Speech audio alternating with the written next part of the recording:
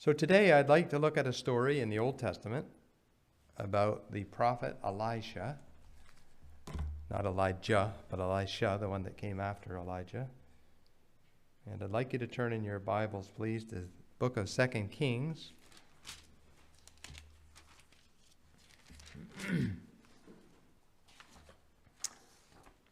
And I kind of blundered. I was going to show a map and things on the big screen, but I'm not able to do that. So anyways, I'll just try to describe it as best I can. 2 Kings chapter 13. And I read through starting in chapter 1, where Elisha becomes the new prophet, because Elijah, his predecessor, was taken straight up to heaven in a fiery chariot. And you just read through these stories, and kids, you kids will be very familiar with many of these stories. I have a Bible with lots of headings. I'll read you some of the headings, because we're not going to read all these, obviously. But Elisha's miracles that he performed. You remember the story about the floating axe head? That's a cool story. And that was with children. How about the Elijah and the widow's oil? Remember that story? She had 2 sons, and they were going to be taken away as slaves, and Elisha said, go collect all the vessels that you can, and she did, and God worked a miracle and filled them up with oil, and she was able to live on the proceeds from that. And Elijah says, go sell the oil and pay your debt, and you and your son shall live on the rest of what is remaining. That's in chapter 4. All these beautiful stories. Naaman's leprosy healed. Remember that story? Little Israelite girl gets taken away captive. Finally, she gets the courage. As Naaman is sick with leprosy, she says, there's a God in Israel who can heal you, like Naaman. And that whole beautiful story, it's in the children's books. Floating axe head in chapter 6. Just a beautiful story about the way God works in the lives of people. And then, of course, there's the ups and downs of the kings that weren't faithful to God. And you can almost see that same cycle that you see in the book of Judges, where the people aren't faithful to God, so God pulls back his protection. Then one of the enemy nations come in and attack them. The people call out for God for help, and God sends a helper. There's this cycle that seems to go over and over. I would like to pick up the storyline near the end of, right at the end of Elisha, the prophet's life. So if we turn to 2 Kings chapter 13. And by the way, in Israel, Jehu had been the king, and then that evil woman Athaliah had been the king after him. And remember how they took the little boy and hid him for 6 months? I think 6 years, actually. They hid him. And he grew up, and she didn't know that the young boy was still alive, and that he was going to be the heir of the king, to be the next king. That story about when they finally anoint him as king, and Athaliah was done away with. And all those amazing stories. Remember the children's story? He wanted to repair the temple. Remember that, kids, in the red books? The people were to bring money and they had one of these large chests out in front of the temple. I remember I've read that to the kids probably 100 times. Putting the coins in, clinkety clink, clink, clink. And then as it fills up, clinkety clink, clink. Finally when it's full, clank. Anyways, Mrs. White says the stories of the Bible are fascinating to our children. And to us as well, they should be. The amazing things that God has done. Repairing the temple and all those amazing stories. So again, we're right here at the end of Elijah's life. By the way, you remember Joash, he started out to be a very good king, very faithful king. This is the little boy that was hid for 6 years in the temple. But he drifted too as he got older in life. And we're going to pick up the storyline in chapter 13, 2 Kings 13, verse 14.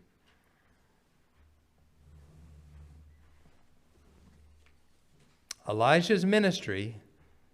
Remember Elijah, he was a very different personality than Elijah. Elijah, he was fearless. He would go up on the top of the mountain with 400 false prophets and call down fire from heaven, and God used him in a mighty way. Then he was taken up to heaven in a chariot. Elisha came on the scene. He was a much quieter man.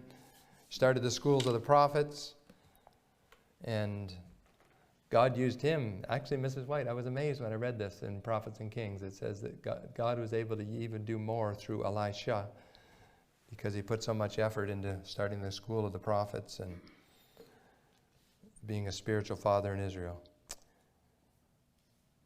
Elijah's ministry had been so effective that as he lay, he's right down at the end of his life, he's on his deathbed.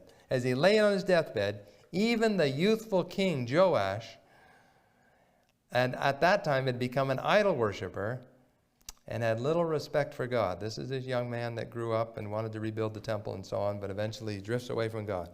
He recognized that the prophet Elijah had been a spiritual father in Israel. And the king acknowledged that Elijah's presence among them was of more value in time of trouble than an army of horses and chariots. So if I had the map up here, which I was hoping to have, you'd have the Sea of Galilee, the Jordan River coming to the south, and then the big Dead Sea. And all on this side, the eastern side, had been taken captive by the Syrian armies. Okay?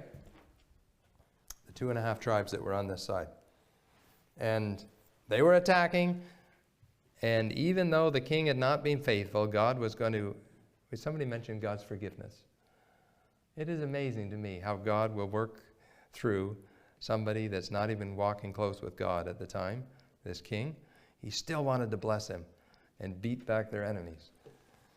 So verse 14, let's read. Elijah had become sick with the illness of which he would die.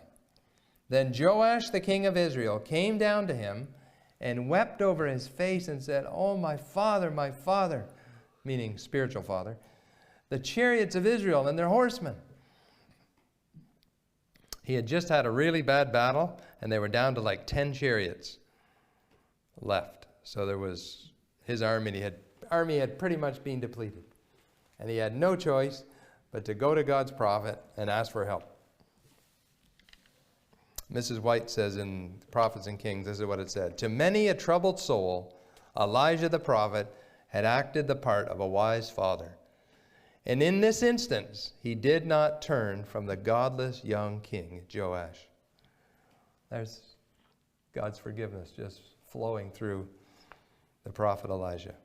He did not turn from, he could have said to him, "You man, why you've been unfaithful the last few years? What are you coming to me for help?" Instead, he doesn't scold him or rebuke him. The king is standing before him, so unworthy of the position of trust that he was occupying as king over Israel. That's the 10 tribes to the north. And yet so greatly in need of counsel. And God was bringing the king an opportunity to redeem the past and exalt his kingdom once again. God intended to drive out the Syrian enemies from on the eastern side of the Jordan River. Once more, God was to display his power on behalf of the wayward Israelites. And Elijah knew how discouraged the king was. So he said, so watch this. Verse 15. And Elijah said to him, notice he doesn't scold him, he doesn't rebuke him, he doesn't list off all the things that he's done wrong. He just said to him, take a bow and some arrows. And so he took himself a bow and some arrows. And then he said to the king of Israel, put your hand on the bow. And so he put his hand on it, and Elijah put his hands on the king's hands. And there's a beautiful picture in Prophets and Kings that I was hoping to show on the screen this morning. But it shows Elijah very sick, up in his bed, and the young king is standing there about to shoot the arrow, and Elijah comes up close to him and puts it, they got it really well in here. It's amazing the details the Bible gives. See, notice it says Elijah put his hands on the king's hands. Why did he do that? I think it's important that we come close to people. Touch is a powerful thing. Puts his hands on the king's hands as he's holding the bow to show him that, look, you know that I'm God's prophet and God wants to bless you. And then he says, open the east window. And he opened it. Now, what was the symbolism of pointing east? If I had the map up here, it would be obvious. The enemies were on the eastern side, right? He didn't say point it west. Which way is east here? I should know. There, okay? So he said, open that eastern window and shoot an arrow out through it. This is symbolic that God is going to bless you as you go to war with the Syrian armies that have overtaken the land.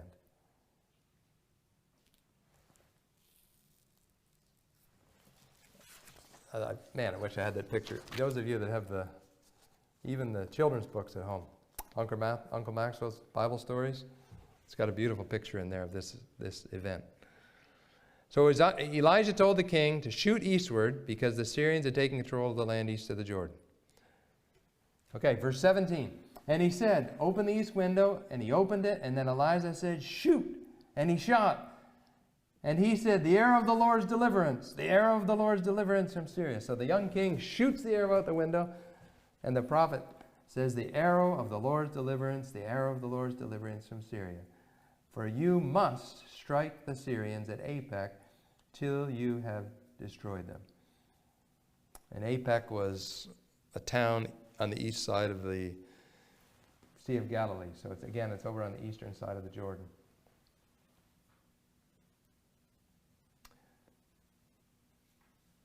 I'm just baffled by the goodness of God. Like, why? It's amazing. God's, like, sometimes we look out, maybe we see somebody in the community and we think, well, Harold, you've been praying for your grandson for a long time, right? And you might think to yourself, Lord, you're never going to be able to save this young man. But here's a good example, right? That God cares, even if people have gone adrift on the wrong tangent. Right? And Dustin doesn't have a high position. Right? Here, this is the king of Israel, and he's taken lots of people down with him. Don't give up praying for your grandson, okay?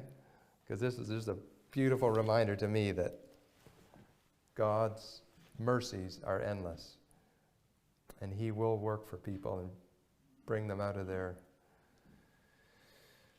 backsliding. So he shoots the arrow out.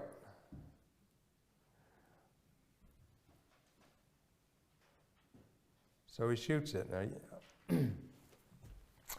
And then he says, first of all, are we in the middle of a spiritual battle here? Like, I was just amazed when I saw that bingo hall, community hall filled with people. It's like, man, Lord, I've been kind of pouring out my heart to the Lord all week. Lord, how do we get the people's attention? I'm not sure if we're ever actually going to draw in massive crowds. Probably isn't going to happen. Hopefully we'll get larger crowds in the future, but I'm just saying, the masses aren't running for Jesus, right? So we have to find other ways to connect with them. So we're in the middle of a spiritual battle in our own lives and in our communities. It seems to me that Satan is doing everything possible to destroy Christian values in this country. Maybe not that it was ever that Christian, but there were certain principles, certain things that were said and kind of taken for granted that, I don't know, it was interesting on last weekend. I'm sure all of us have been noticing things happening in the public school systems and so on, and things that are happening that you wonder, man, things have really fallen off the rails.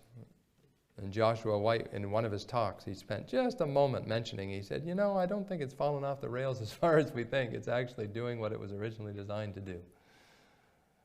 To have nothing to do with God, nothing to do with Christianity, nothing to do with these beautiful principles.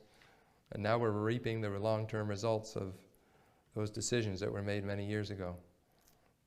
Anyway, back to this story. And now Elijah the prophet tested the faith of the king. In verse 18, then he said, so Elijah says to the king, take the arrows.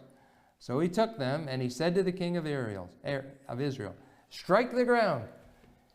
And he struck 3 times and stopped. Do you think he had his heart into this thing? Do you really think he had done everything he could? There's an interesting comment in the very next verse, verse 19. It says, "And the man of God," that's Elijah, "was angry with him and said, 'You should have struck 5 or 6 times, and then you would have struck Syria till you had destroyed it. But now you will strike Syria only 3 times.'" So basically he's saying, Joash, why didn't you put your heart into this thing? Give it all you got. And God would have blessed you in abundance. By the way, it was fulfilled, verse 25, just jumping ahead for a second.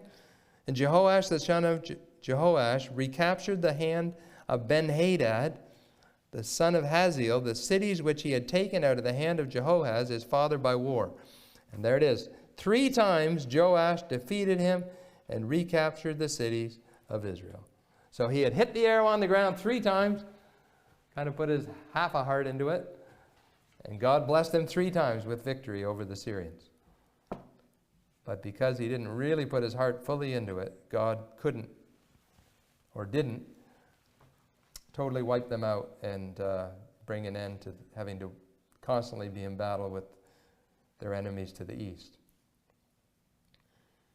There's a lot of symbolism in this story. Okay, verse 19. "And the man of God was angry with him." Okay, we read that. Verse 20. Actually, let me read a comment I found in Prophets and Kings before we go on. "Even the striking of the arrows on the ground meant more than the king understood. He should have struck those arrows 5, 6, maybe even 10 times to show his eagerness to do the work that God wanted the king to do." You remember when, going back several hundred years, when they first crossed the Jordan River and went into the Promised Land? Remember God says, push out the Canaanites and so on? Because God had been working on them for centuries and nothing was changing, and he wanted them to put their heart into it, so to speak, and they didn't. They only partially did the job, and for years to come they had these problems dealing with the Canaanites all the time. And so here we are moving forward to this story. He's asking the king, why didn't you put your heart into it? And listen to this, Mrs. White's comments. "The lesson is for all in position of trust. When God opens the way for the accomplishment of a certain work and gives assurance of success, the chosen instrumentalities must do all in their power to bring about the promised result." And I love this. "In proportion to the enthusiasm and perseverance," that's what the king didn't have, "with which the work is to be carried forward, God will give success." God will work miracles for his people only as they act their part with untiring energy. He calls for men and women and boys and girls of devotion to his work, with ardent love for souls and a zeal that never flags. You think back to the days of the early pioneers. Man, you read the stories about James White, same last name. James White and Ellen White and the early pioneers. It's amazing the work that they did.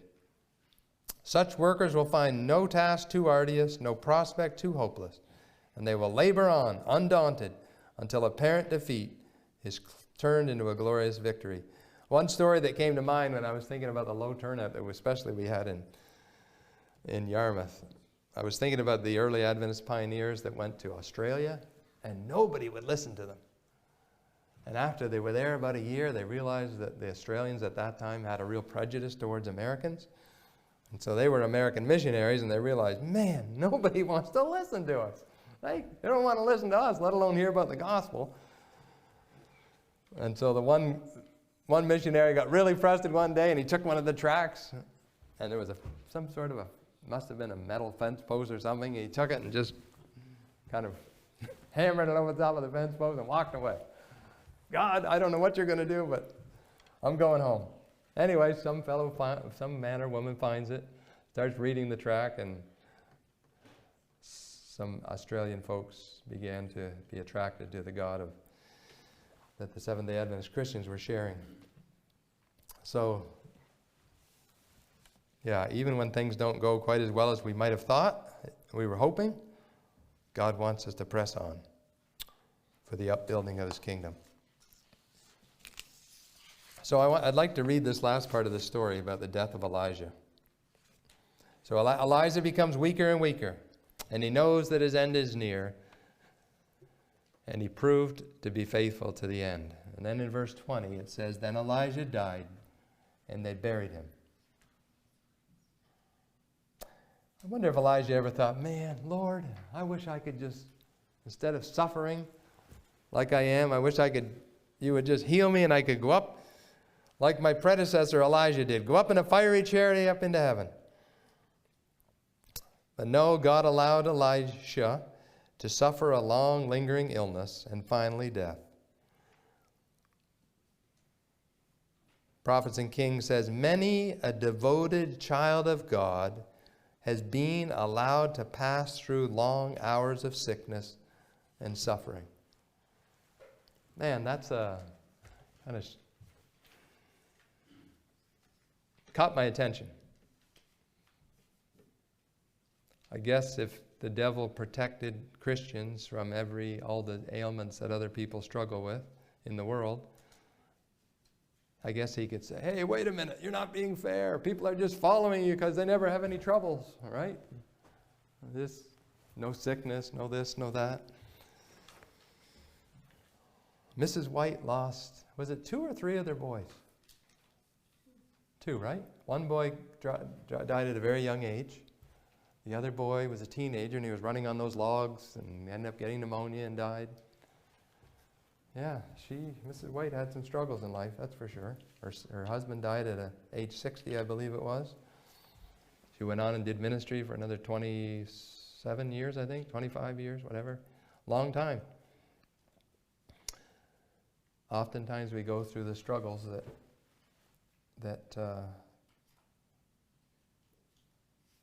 we don't, we don't have the secret rapture, right? We're not just raptured out of this world. He walks through the fires of life, troubles of life with us. So then Elijah died, and they buried him. Now this is another amazing story. And the raiding bands from Moab invaded the land in the spring of the year. So Moab, again, is on the eastern side. And in the spring of the year, they would come in, they were stealing the crops and so on. Invading the land in the spring of the year. Verse 21. And so it was, as they were burying a man, that suddenly they spied a band of raiders, and they put the man in the tomb of Elisha. And when the man was let down and touched the bones of Elisha, he revived and stood on his feet. That is just fascinating. So here the men of Israel, the leaders, are taking a man that had just passed away. In the process of having their funeral procession, they look, and there's some Moabite raiders coming in to attack them. I'm just trying to use my imagination and visualize this. And there's the tomb of Elijah. What are we going to do? We're going to bring this funeral procession to a quick end, right? And apparently they go up, they go into the tomb really quick, they drop him down, and they run. And as I can just imagine, they're running away, and they look back, and here comes the man that had died up to his feet, and he's running out. I'm using my imagination a bit. He's running out of the cave. What an incredible story. The miracles that God works.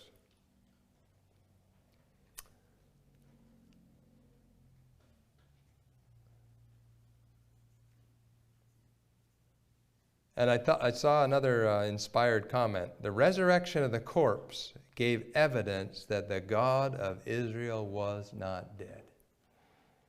Isn't that insightful? He was ready to work miracles even now. If men would heed the message of the departed prophet. So Elijah was dead by this point. The men saw what happened. I mean, there wasn't any power in Elisha's bones, right? We know that Catholicism, they'll sell all these little crosses and bones and different things to make money from, but there's no power in the bones. God just worked a miracle because Elijah was a special person to God. God worked a miracle. The man's resurrected just by touching Elijah's bones, comes out of the tomb, resurrected back to life. If men would heed the messages of the departed prophet Elijah, God would once more grant a victory over the intruder and restore security to the land. And you know, it dawned on me as I was driving here this morning. Are we still reading these books? Like, these are treasures. A lot of people really enjoyed Joshua White's meetings, and I had the privilege of sitting through almost all of them, and his quotes either came from the Bible or the book Education or Adventist Home, and then of course he had some modern science and so on to have other source. But I was just thinking, Elijah died. God was trying to call him back to the message. What was Mrs. White's ultimate message, would you say? If you had to summarize, what is Mrs. White's overarching theme? God is love, right? And she's always pointing people back to the Scriptures. And I just want to encourage all of us to, this is what our family and I have been doing. We've been reading the Bible through in the mornings. And then we go back and forth. We'll read a section of the Bible, and then we'll read what Mrs. White has to say about it. We'll use that as the inspired commentary, the lesser light to lead us to the greater light. And it's happened to me 1,000 times in the last 25 years or more that there's always something I gleaned that I missed when I was just reading the Bible myself.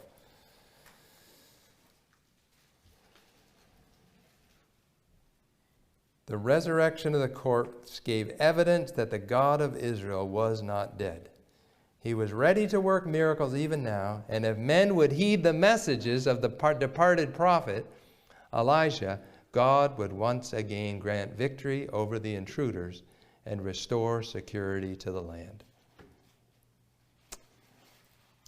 So it dawned on me that just like the men taking the dead man and quickly setting him in the tomb and running off, just like when that dead man touched the physical bones of Elijah and came back to life physically, could it be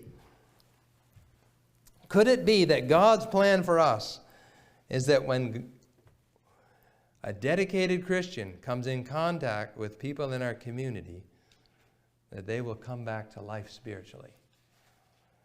Think about it. Are there people that are spiritually weak in our communities? Of course, there are, right? Maybe even spiritually dead.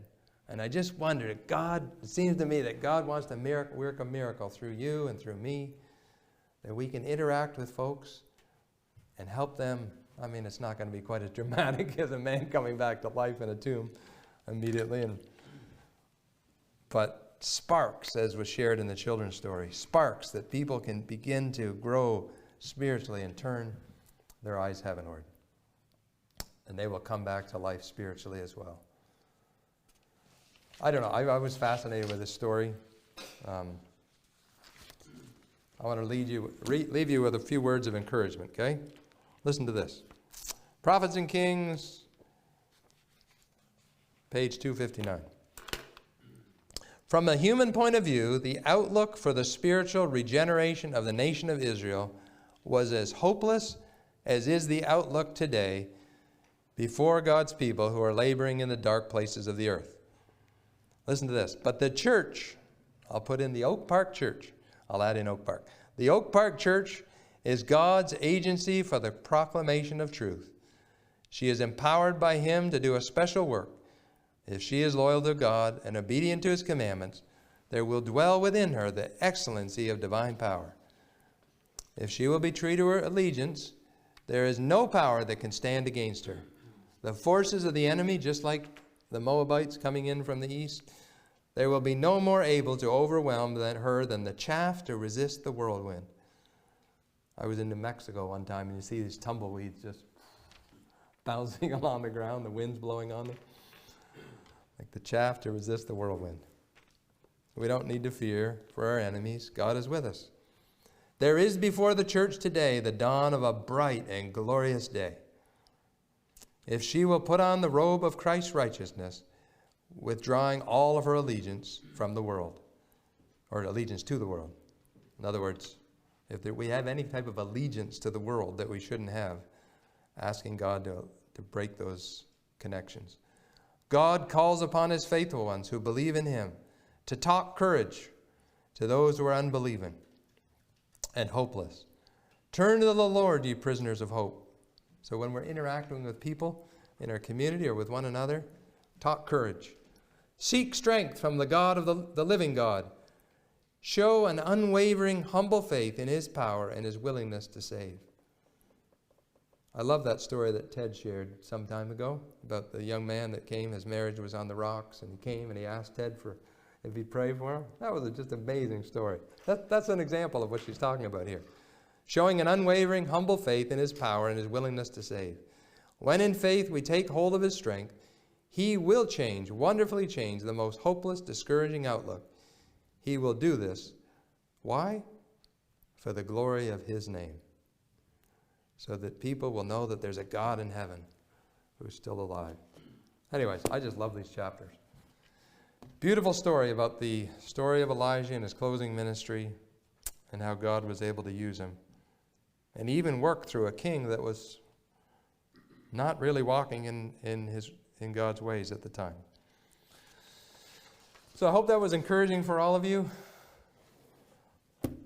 Don't write anybody off. God cares, and he wants to bless each one of us. He wants to use us to share the gospel in this community.